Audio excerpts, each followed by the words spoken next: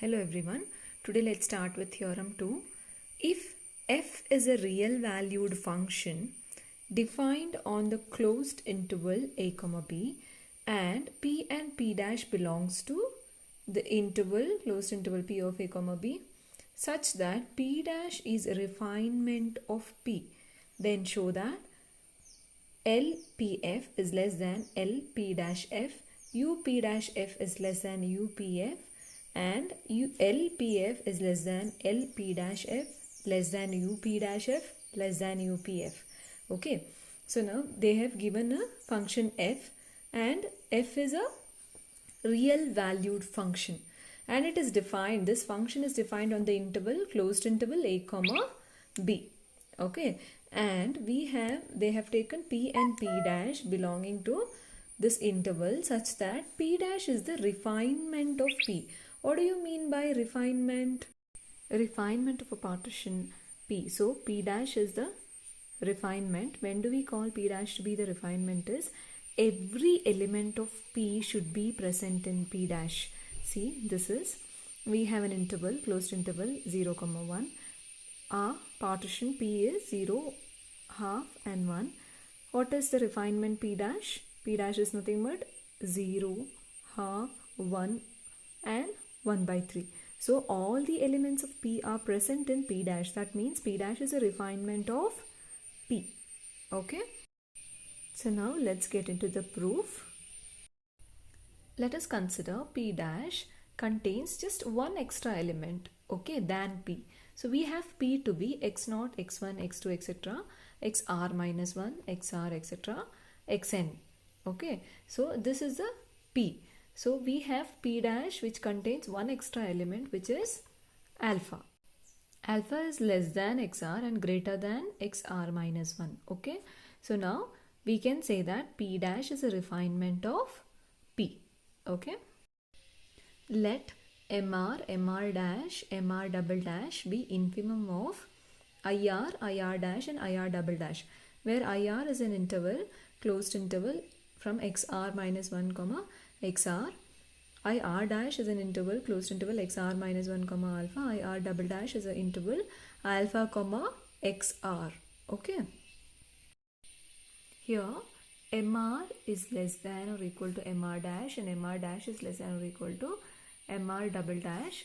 So the contribution of the segment IR to LPF is mr into xr minus xr minus 1, xr minus xr minus 1, and contribution of segment IR to LP dash f is mr dash into alpha minus xr minus 1 plus mr double dash into xr minus alpha. Okay, then mr dash into alpha minus xr minus 1 plus mr double dash into xr minus alpha. I am writing this as, this is greater than or equal to mr. I am replacing mr dash and mr double dash by mr.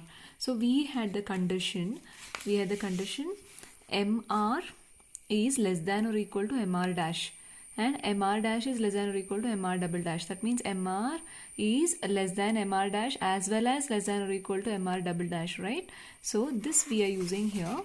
We have less than, this is less than this, right? So we can use the inequality greater than or equal to. So greater than or equal to mr into the same thing I'm retaining here, mr double dash, again I'm replacing with mr, same thing I'm retaining here. Okay, so this will be equal to, if I'm taking mr common outside, I'll be having alpha minus xr minus 1 plus xr minus alpha here, plus alpha minus alpha gets cancelled. So what is remaining is equal to mr into, okay, xr minus 1. So I wrote the positive term first, that's all.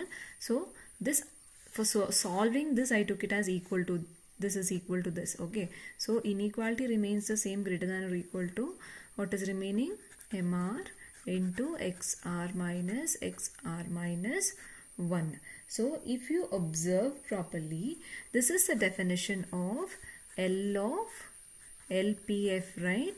So here this is replaced with LPF. So what do we have?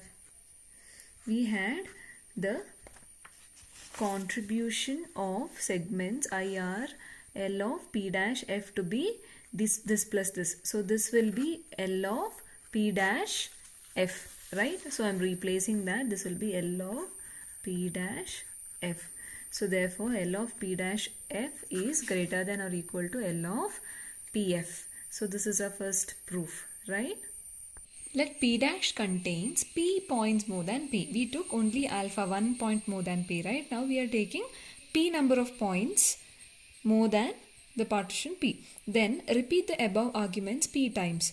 Then we will repeat this above arguments P times, and we will again come to the conclusion L of PF is less than L of P dash F. Okay, so that is what we had. P dash F is greater than LPF, right? That means LPF is less than LP dash F. That is what we have written. Okay, I'll consider this as equation 1. Now we took the argument as infimum there, right? And now we are doing it with supremum. So when we take supremum, you will get U P dash F is less than or equal to U P F as the result. Okay, so now I'll consider this as equation 2. Now when I combine equation 1 and 2, I'll obtain the proof of third point. Okay, combining 1 and 2, I will get LPF is less than UPF, and that is for partition P. For partition P dash, LP dash F is less than or equal to UP dash F. Combining these two, I can write it as L of PF is less than or equal to L of P dash F less than or equal to UP dash F less than UPF. So this gives us the proof for the third point which we had for the theorem 2. Okay. So we have a note. When we introduce new points to the partition P, always LPF will increase and UPF will decrease. The value of LPF increases and the value of UPF decreases when new points are introduced to the partition P. Thank you.